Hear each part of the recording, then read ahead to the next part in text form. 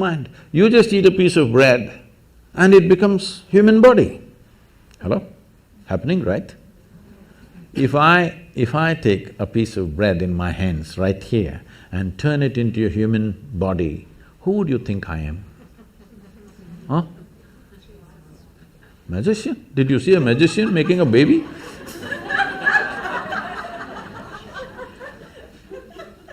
Who would you think I am? Creator himself, isn't it?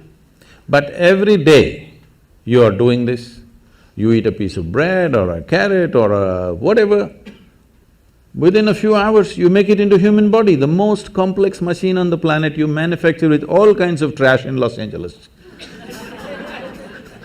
Aren't you doing it?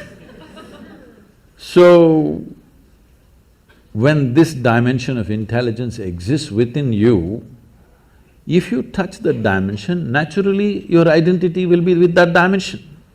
Right now, the only problem is human experience is limited to their biology and their psychological structure. Physiological and psychological structures are the only two things you have experienced. Because of this, your identities are there. Because of this body part difference between the same species has become such a big deal. But do you feel that men and women have different essences? Do they have… you've talked about the masculine and the feminine principle. Could you tell us a little bit about that? See, we should not misunderstand masculine with male and feminine with female. Female and male is a manifestation. Masculine and feminine are two fundamental qualities in nature, because physical nature in the universe happens between polarities. So one dimension of polarity is masculine and feminine. You may be a woman, but you may have more masculine in you than a man. You may be a man, you may have much more feminine in you than most women. So the question is not about being male or female. Being male or female is just a biological manifestation. Masculine and feminine is the basic polarities, which is the basis of physical creation here. So, if you want to be a complete human being, it is very important both masculine and feminine are there within you in equal proportion. Only then you are a full-fledged human being, otherwise you're a skewed human being. In this skew, you will misunderstand everything. In this skew, you will become a very limited possibility of life. If you might have seen these images probably because of the yoga studios and other things in California. You will see in India, Adiyogi, or he is known as Shiva, he is seen as the ultimate man. He is the ultimate man not because he is a super macho, he is ultimate man because one half of him is a woman. Have you seen these images? One half is a very athletic man, another half is a full-fledged woman. So his body itself is one half man and one half woman. In yoga, this is called as Pingala and Ida, two dimensions of your energy within you. Only when these two things are in balance, you have a proper perspective of life. Otherwise, you have become a very biological entity. Biology is a basis. Biology cannot be the peak of who we are. So I do know that you have a quote that says that whether you're male or female, if you're not in touch with the feminine, you don't enjoy the finer things in life. So is the feminine principle things that are more receptive? See, when we say masculine, there are two fundamental forces working within us all the time. One is our instinct of survival. We want to survive. We can take survival to different levels, but essentially the instinct of survival is this one wants to, this limited entity wants to survive and do well. This instinct is there in all of us, it's there in every creature in the world. Another dimension is, there is something within you which always wants to expand. That's right. When you are in a survival mode, you want to build walls around yourself. Boundaries are important.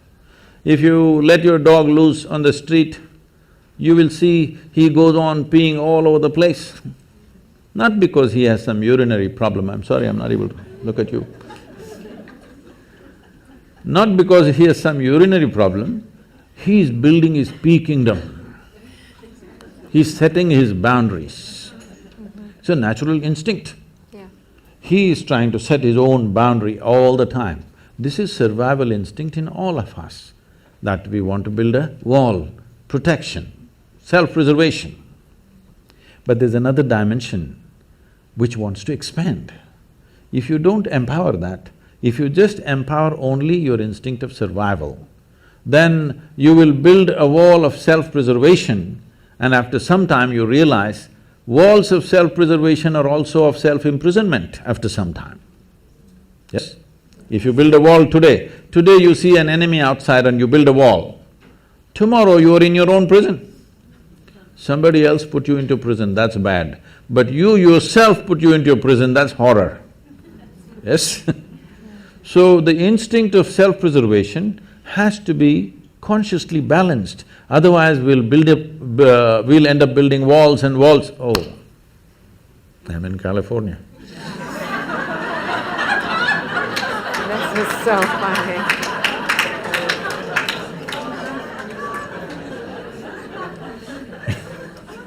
No, I was not making a political statement. You just did. So, inevitably, when we feel unsafe, we'll build a wall. So, the instinct of self-preservation cannot be ignored, it is there, obviously, isn't it? Obviously, it is there in all of us. Walls are not always of brick and mortar, there are a variety of walls we set up. But the longing to expand is also there. How much expansion do you want if you sincerely look at this? Today, if you're here, you want to be a little bigger. If you're there, you want to be a little bigger. But suppose I make you the queen of this planet. Hello? Don't look at me hopefully, huh? Why will I commit such a blunder? Suppose I make you the queen of this planet. Will you be fulfilled? No. You will look at the moon. Why not that? If I give you the moon, will you keep quiet? You will look at the next galaxy. If I give you one galaxy, will you keep quiet? You will look at the other galaxies. So there is something within you which wants to expand. How much expansion do you believe will settle you? If you really look at it, you want to expand boundlessly. There is something within you which does not like boundaries, please look at this. Yeah. If I imprison you right now in a 5x5 cubicle, you will feel horrible. So tomorrow we'll announce your liberation and liberate you into your 10x10 cubicle. Now you will feel wonderful for a day. And then you will feel horrible in the 10x10 cubicle. We will liberate you into your 100x100 cubicle, you will feel really great for 3 days. Again you'll feel the same thing. It doesn't matter where I set the boundary. The moment you can feel the boundary, you want to break it, isn't it? So there is something within you which does not like boundaries. So if there is something within you which does not like boundaries, it simply means it is longing to become boundless. Yes. You cannot become boundless through physical means, isn't it? Physicality means, the fundamentals of physicality is a defined boundary. Without a defined boundary, there is no physical body. Suppose there were no boundaries to my body, where would I be, here or there or where? Only because has a boundary, it is here. Your body has a boundary, so it's there. But there is something within us which longs to be boundless. If we do not empower this, there will be no balance between masculine and feminine. That is why ultimate liberation, both for men and women, it's not… see, one cannot be liberated from the other. Both have to be liberated from what? From this bondage of being stuck in our own bodies and identified with little bodily changes that we have between us and go on endlessly about the same debate. No, unless we become free from the identification of our own physical form, there is really no freedom. This is what consciousness means, an intelligence which creates this body. Today there's a whole lot of interest in the Western world about the brain. In the yogic sciences, we do not attach much significance to the brain because we think through the entire body. This is the way of women for a long time. They thought with their body. They did not have all those complicated thoughts that men were struggling with, but they simply knew what to do, what not to do, because they thought with their entire body, because their body was doing things which no brain can do. Even now, if I ask you, what you call as intelligence in modern terms, in today's educated world, what people think is mind is a combination of memory and intelligence, isn't it so? Memory and your ability to concoct something out of what you remember, the data that you have, and what you make out of it and use it, now you're considered smart, isn't it? Let's start with memory. See, if I ask you 10 generations ago how your grandmothers looked like, do you remember? No. Do you remember? No. But your great-great-great-grandmother's nose is sitting on your face right now. Your body remembers or no?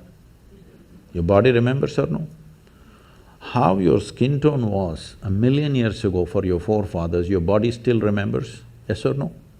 So in terms of memory, what your body carries is trillions of times more than what your brain can ever carry, yes or no? Yes. The complexity of activity that are happening in a single molecule of DNA, with all your brains you can't figure it, yes or no? More complicated activities happening here than here, yes? So, this is a body of intelligence. The question is, can you employ it or do you just run on one thing? In the yogic sciences, we look at human intelligence as 16 parts. So this is like a 16-wheeled truck, but you choose to drive it on one wheel. Very strenuous. So you will see educated people are the most stressful people on the planet because they are driving a 16-wheel truck on one wheel, very difficult. Their intellect, their thought is the only damn thing they're trying to use, and it's very difficult. You don't have to think through everything. You know, can I just tell a small story? Yes, please. My great-grandmother lived to be 113. Wow. Okay That's not the only achievement she had. She got married when she was 14. And those days in India, an unmarried girl cannot use tobacco, but once she is married, she is free to use tobacco. So on the first day, she exercised her right to use tobacco, and she lived in a certain way. People started saying, she's a devil of a woman. Not because she did any harm to anybody, simply because if she laughed, the whole street shook. Like that she laughed. Those days, in those societies, women were not supposed to laugh loudly. They're supposed to laugh in a controlled way. Only street women laughed loudly, family women laughed very… At least when men were there, they did not laugh, because there was nothing to laugh about.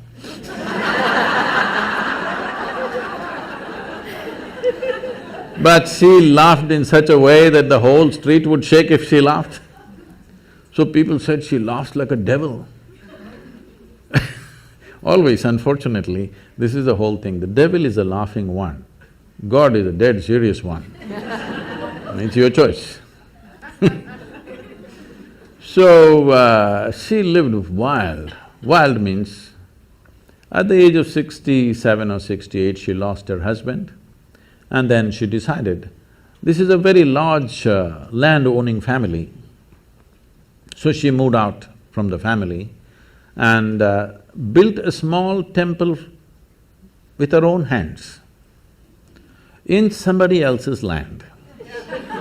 Somebody else means another family's land, not without permission, with their permission, but she was family's disgrace, because this family owns hundreds and hundreds of acres of land and she sets up her stupid temple in somebody else's land, the whole family, oh my God, she's ashamed.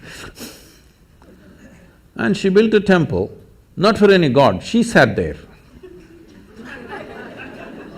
She's the main piece. No gods, she just sat there and people started visiting her. And slowly, this following grew for her and she'll just live there. When we went there for vacation, she would come to see us. She was an incredible woman, she just captured me in a certain way simply because one thing, she laughed. Another thing, when I met her, she was over 100 years of age and her hair, full hair below her knees. She would leave her hair loose and dance like that. So I just liked… she was freaky. With her you could do anything, nothing was wrong. With everybody else is constantly trying to tell you what's right, what's wrong, what's right, what's wrong. With this one woman you could do what you want, and she was fine. And sometimes, she would be crying and laughing at the same time. I'd ask, what's happening with you? Are you crazy? Everybody says you're crazy. Why are you crying and laughing at the same time? She would just burst into a hoot of laughter and say, someday you will know, and she would laugh. And I would see her like this.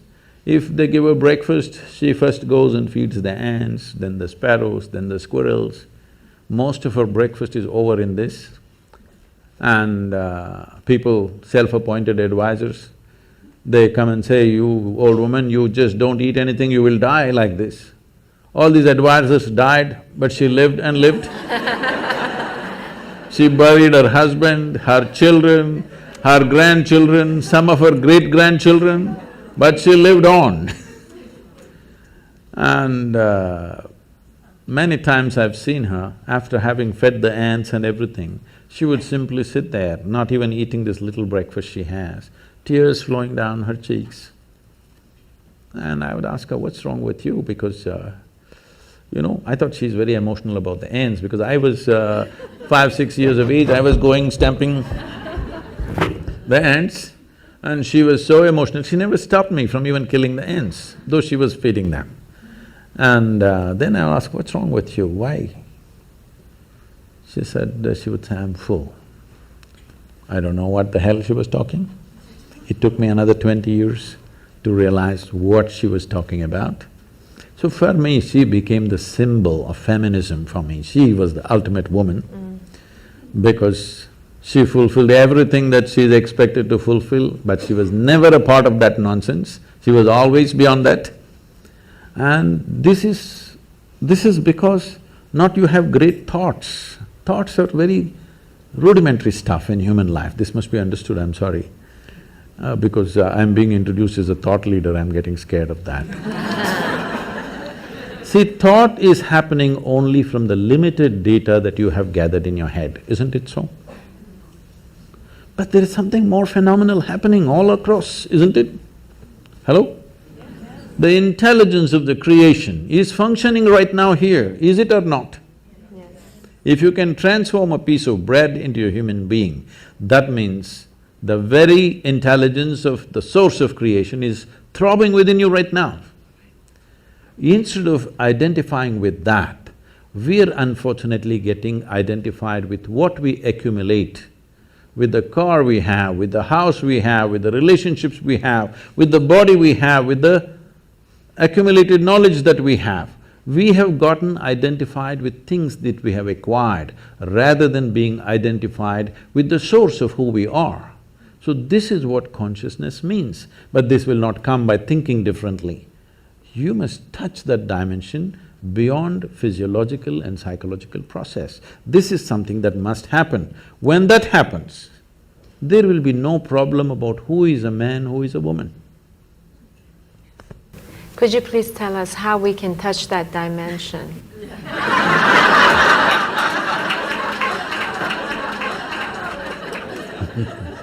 We can start with a very simple process, which today tens of millions of people are practicing across the world. I brought this out because, when I was just about maybe 2.5 or around 2.5 years of age, my mother, her health was not good. So they sent me to my aunt's place who lived in my grandfather's house. My aunt was just married and she was only 18 years of age.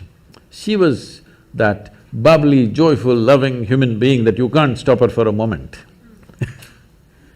And she took me in as her own and we became great friends. I was there for nearly 2 years maybe, but after that I came back to my parents, but I always developed that close relationship with her, not of an aunt, but we became buddies right through our life. Then a time came and her life went on like normal, marriage good, children cute, and the boy got educated and went somewhere and the girl got married as she wished and grandchildren came, everything wonderful. Then she got some ailment. Then she knew in the next 2 years she's going to die, max 2 years. Then I saw this wonderful human being deteriorating into nothing. Total mess she became. This such a loving, joyful, exuberant human being that nobody could stop suddenly became a wreck. I just looked at her. I was into too much travels here and there, I tried to catch up with her, but nothing much could be done with her because she just shattered. I just looked at her and saw the only problem with her is she knew two things, her physiological structure and her psychological structure. She managed it well and kept herself loving, joyful, wonderful, everything. The moment she realized these two things are going to end, she's finished. She's just finished. You can't believe such a wonderful human being became so nasty and miserable and broken.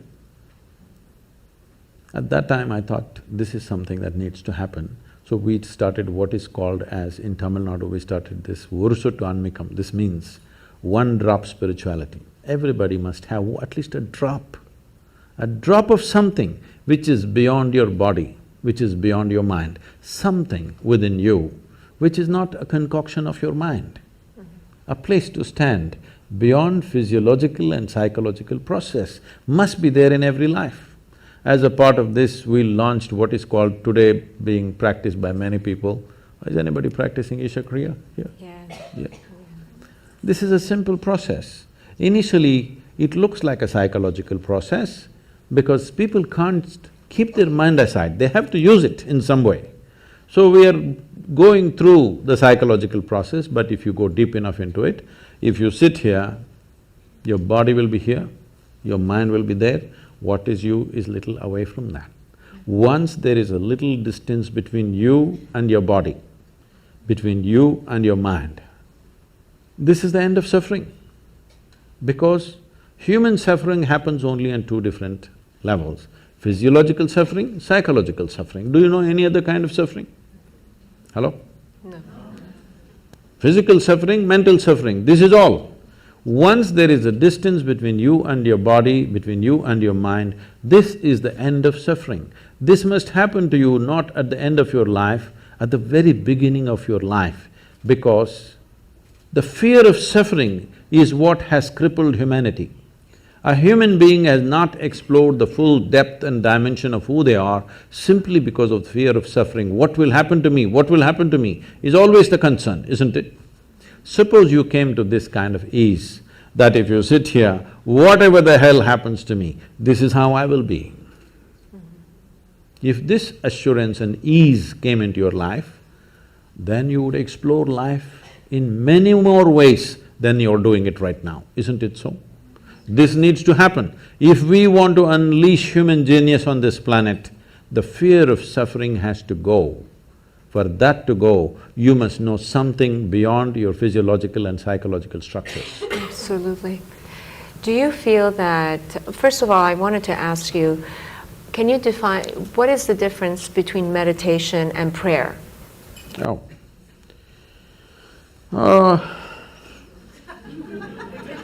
You're trying to get me into trouble. Yes. No, because some people say my prayer is like meditation. Could be. It could be, but probably meditation is more of a form of listening, I would imagine. See, there is something called as organized prayer, and there is something that all of us may experience at some point. You don't have to be religious for this. Sometimes you become prayerful. You saw a glorious sunset, you just sat there without knowing why. You're not saying anything to the sun, after all he's going. Simply, just the beauty and the magnificent nature of what it is, maybe your hands came together like this, something you did. It happens, right? So you are prayerful. To be prayerful is a fantastic place to be. Now somebody created systems to make you prayerful, but unfortunately that just became prayer for a lot of people.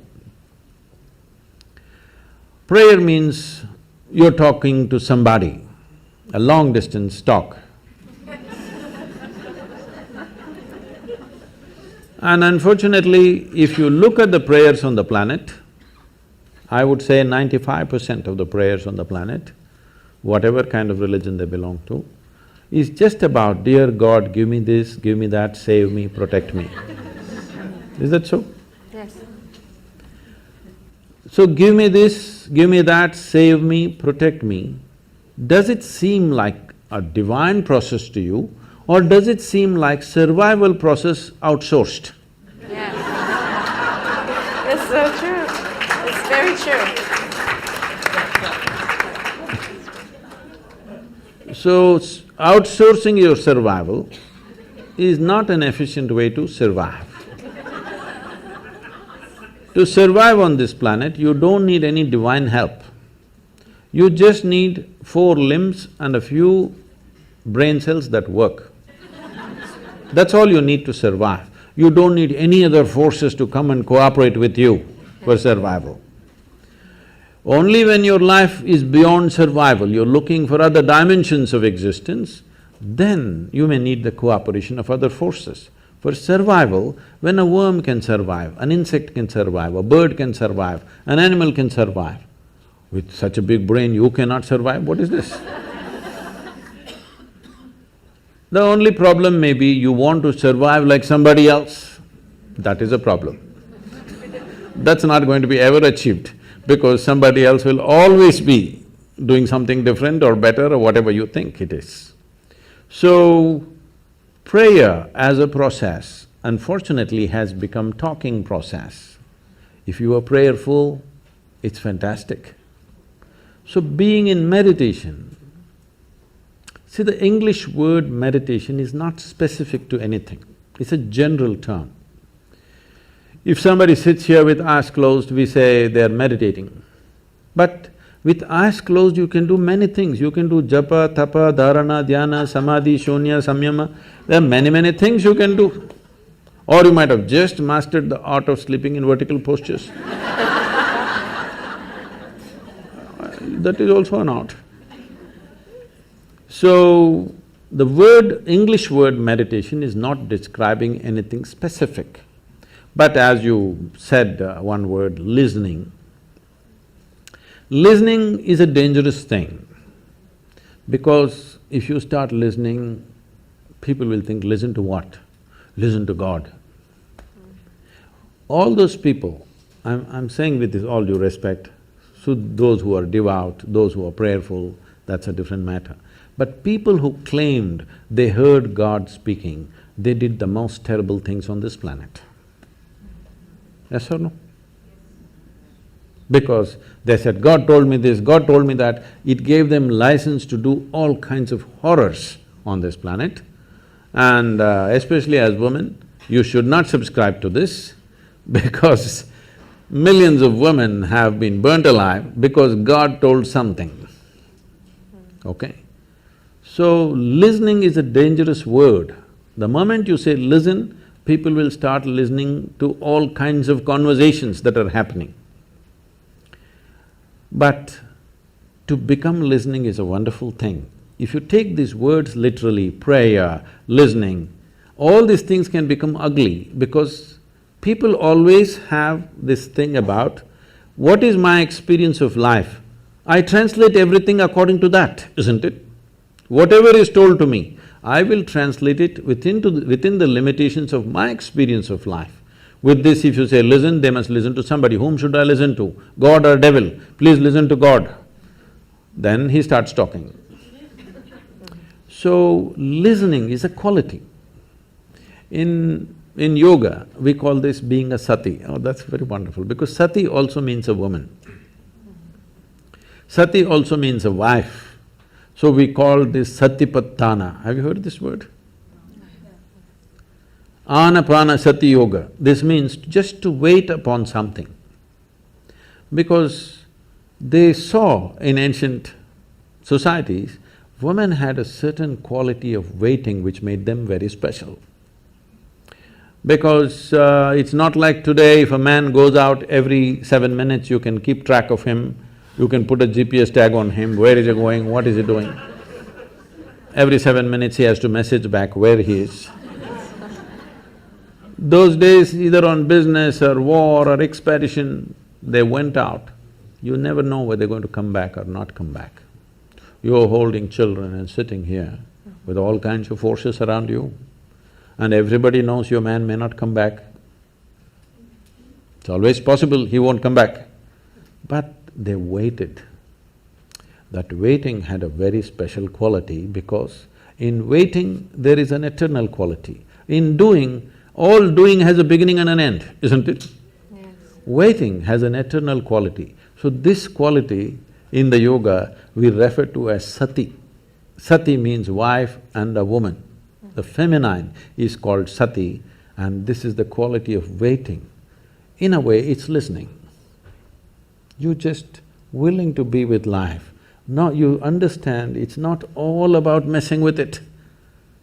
There are some things we do and rest we wait. It's like pregnancy. Some things you did, rest you wait. Life happens.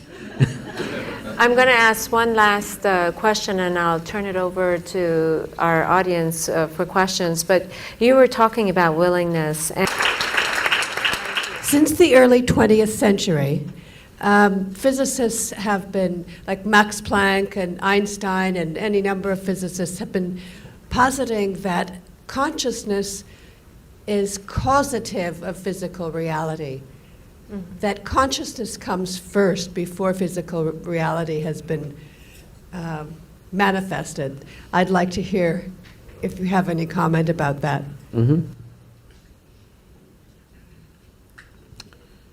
I'll need a few minutes for this question. yes, please.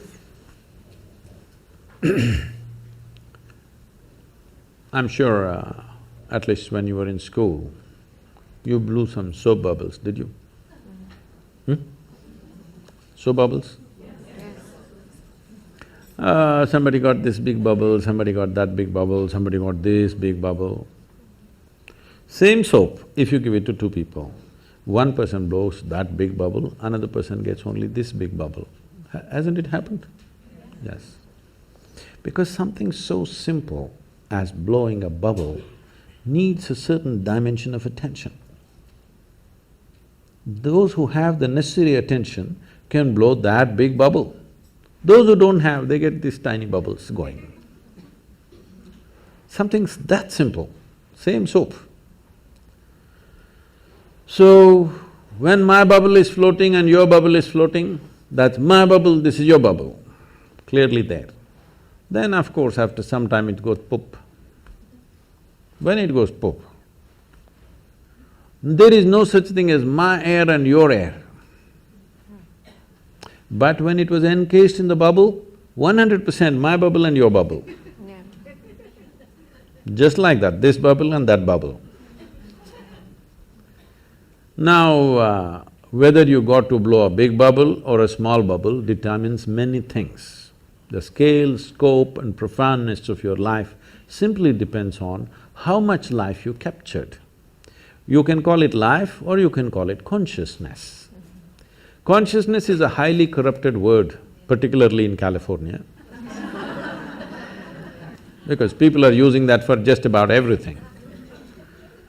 But they will continue to use that word because I'm trying to reclaim it. We can call it life also, because the only reason… Right now, are you alive? Hello, all of you?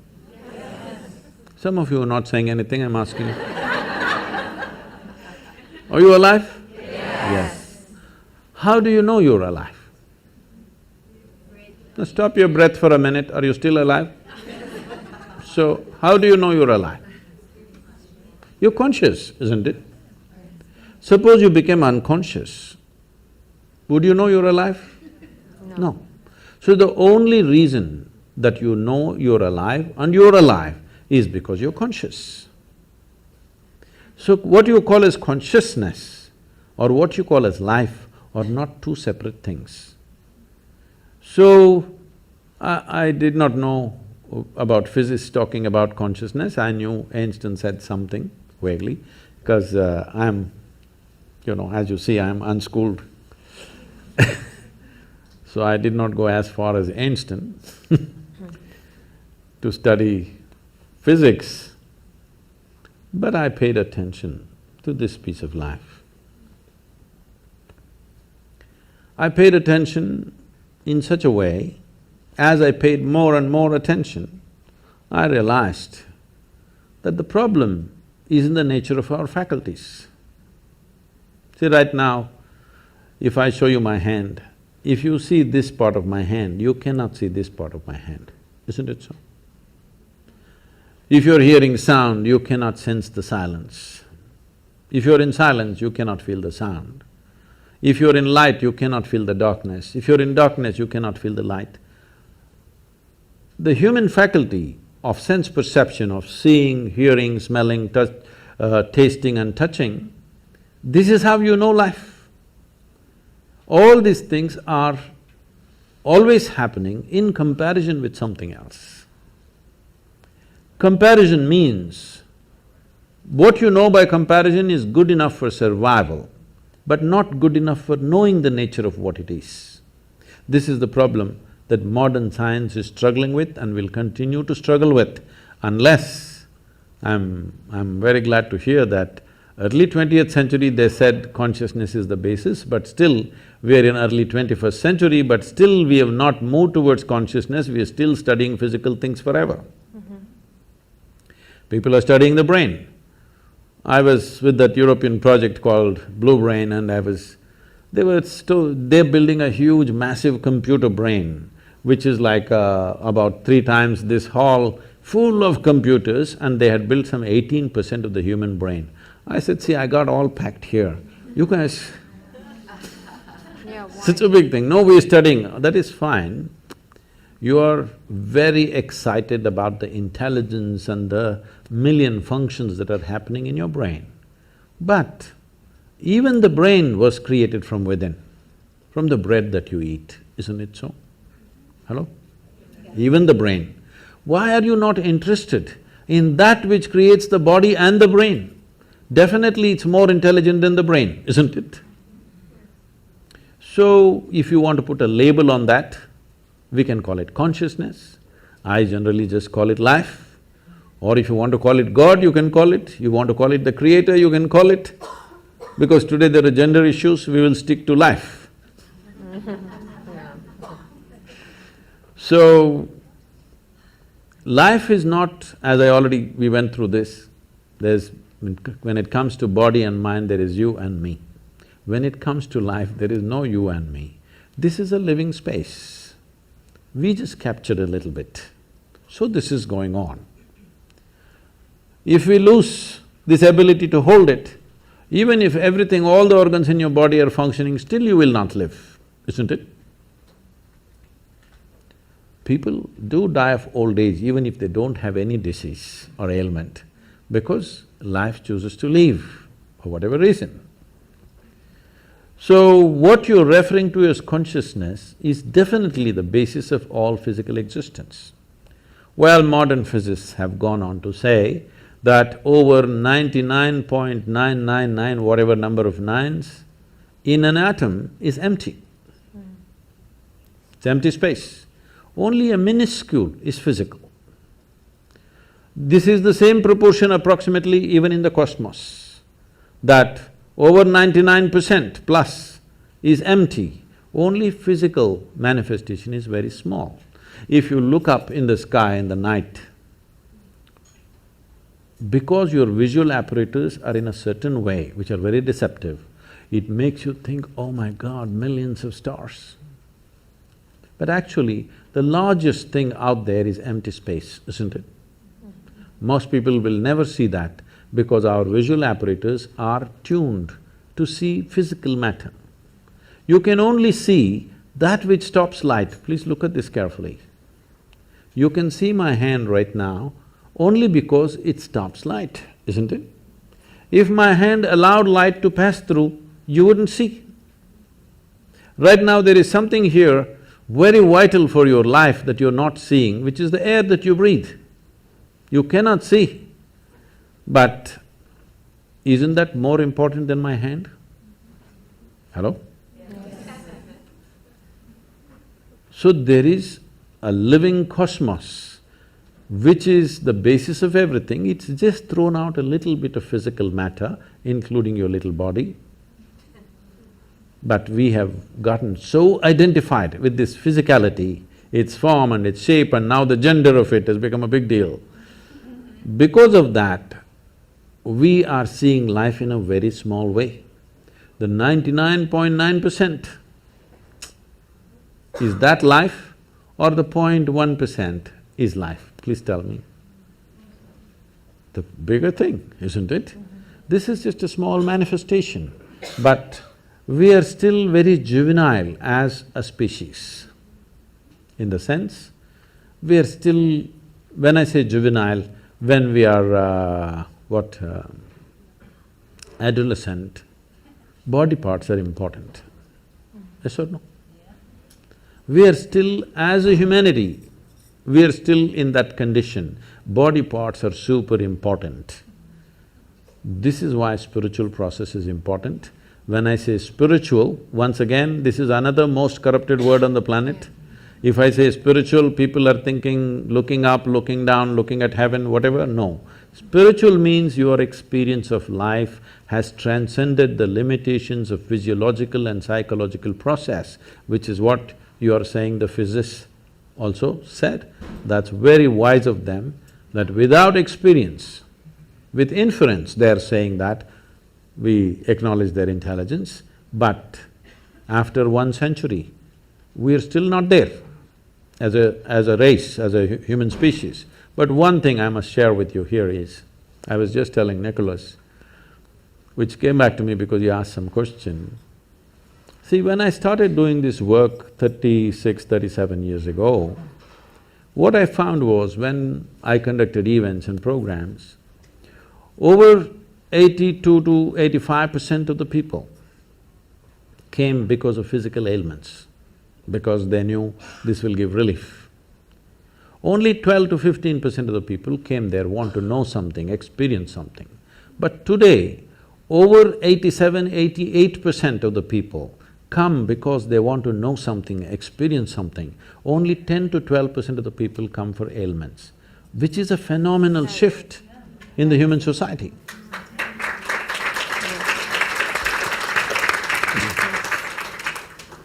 Could we have one question from that side of the room? Good evening, welcome to Los Angeles. Thank you for your time. The question I had was, you mentioned to be free, you have to be stepping outside of the body and the consciousness. How do you achieve that, to have that freedom? That was my question when No, but how do you achieve that separation when you step out of the basically physical body and the consciousness? If you want to make a small attempt, there is Isha Kriya, you can just download this app, free, it's a free app, you can download this. With headphones, you can daily practice this for some time.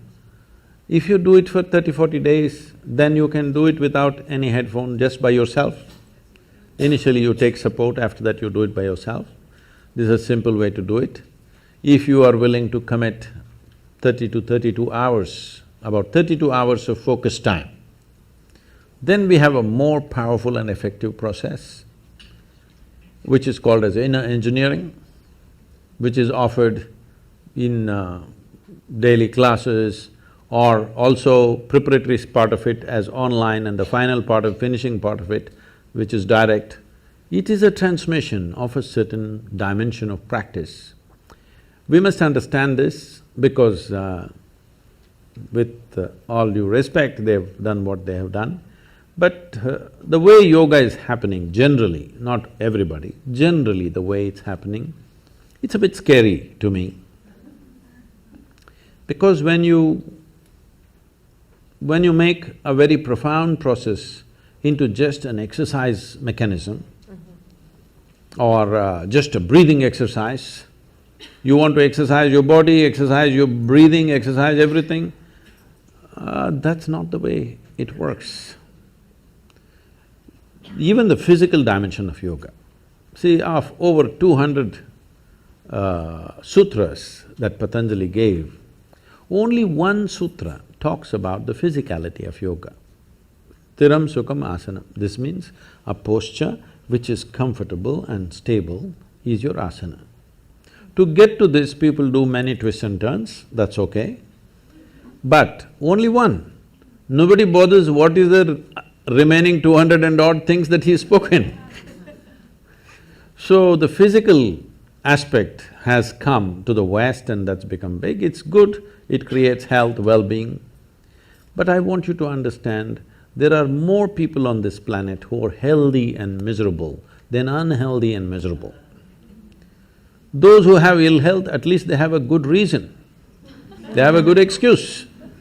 Healthy and miserable, you have no reason, no excuse to fall back on. So, it is important that you understand yogic practices are not practices, they are live forms, that it is made into a seed form and given to you, you're supposed to hold it that way so that the seed sprouts and grows and becomes something phenomenal within you. It just takes away your backache, your headache, your something else. This is not of great significance, but I understand if your backache is aching right now, that is the biggest thing in the universe. Yes or no? Right now you have a headache. If God appeared, what would you ask? Headache must go? That looks like the biggest thing, isn't it? So I understand, when body is in trouble, keeping the body well is important because even if your little finger is hurting right now, this little finger will become the center of the universe. Yes or no? When it is fine, you can just ignore this body and simply sit here and talk about other things. Little finger is feeling like hell, little finger will become the center of the universe. So, keeping the body well is important for that reason, so that you can keep it aside.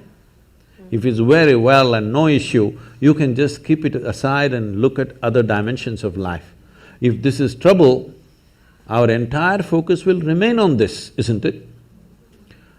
So, inner engineering is that kind of a process. There is a powerful system called Shambhavi, where it is given in a seed form.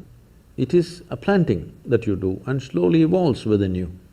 Millions of people, this is one thing I'm proud of in my life is, today there are millions of people, men and women. In the morning if they close their eyes, tears of ecstasy are flowing. I think this is fantastic. People ask me, Sadhguru, what's the greatest thing you have done? I said, tears. Tears of love and ecstasy are flowing, that's a great work.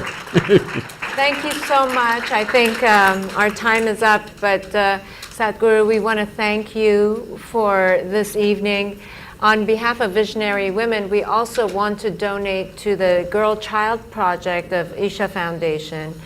And if you have 2 minutes to talk about what you're doing to help the status of girls, young girls in India, we would very much appreciate it. And Shelley, I'm going to put my shoes on and please join us. I think a little bit of video was there in the introductory video about the rural India, the programs that are happening. I don't know if you saw that, like a 70-year-old woman is playing a game You saw that she's throwing a ball or something. So this is a movement we started about 17, 18 years ago. And today, the next event is coming on 9th of December.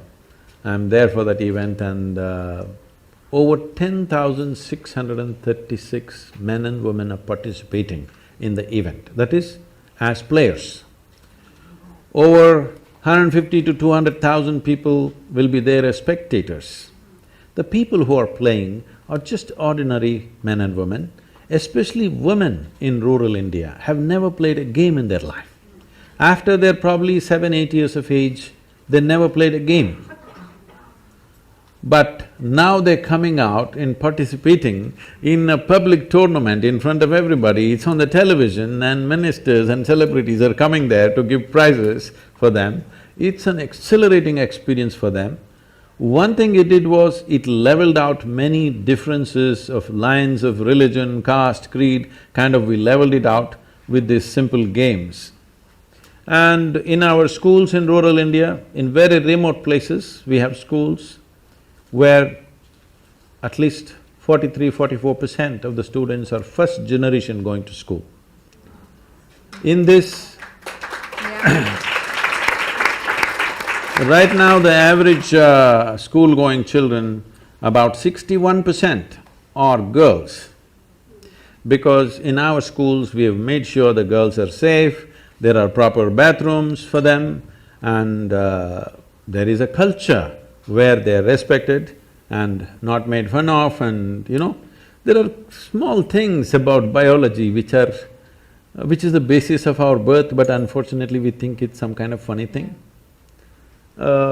These things we have leveled out, we've created different culture in the schools, so the parents feel very comfortable, their grown-up girls going to school, in this kind of school where the atmosphere is healthy. So this we are trying to bring, and we've created 12 schools where we incubate teachers, and we've adopted over 4,600 schools, government schools, and we are operating in them. This is making a big difference for the girl child because first thing I do is, we make our people committed volunteers to go and visit the bathrooms. How are the bathrooms kept? Because bathroom decides whether the girl goes to school on particular days of the month or not. The quality of the bathroom decides whether she goes to school or not. And if she doesn't go to school on those few days, next day when she goes, it's a kind of a joke all over the place. It's like… it's very unfortunate, but this happens. So, first thing is, when we adopt a school, first thing is, I send most important people in the organization to go visit the bathroom. I don't care how the classroom is, how is the bathroom? It is important. So as simple as it seems, when you don't have it, it becomes so important, These are simple things, but when they don't exist, how significant they become. Whether that particular girl goes far in her life or just gets trapped in some limited situation is determined by the quality of the bathroom we provide there. Yes. So this is the kind of change, there's a lot more to be done, but with whatever resources we have, I'm keeping the volunteers, I'm not just a guru, I'm a slave driver. We've been delighted and honored to have you with us this evening, and we want everyone in the audience to know that the proceeds from tonight's event are going to the Girl Child program that we are delighted to be able to support. So give me a minute.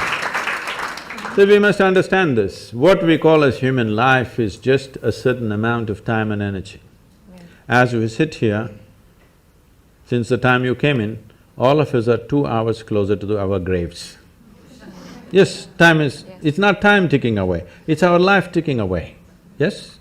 We are mortal life, limited amount of time. This is our time on this planet.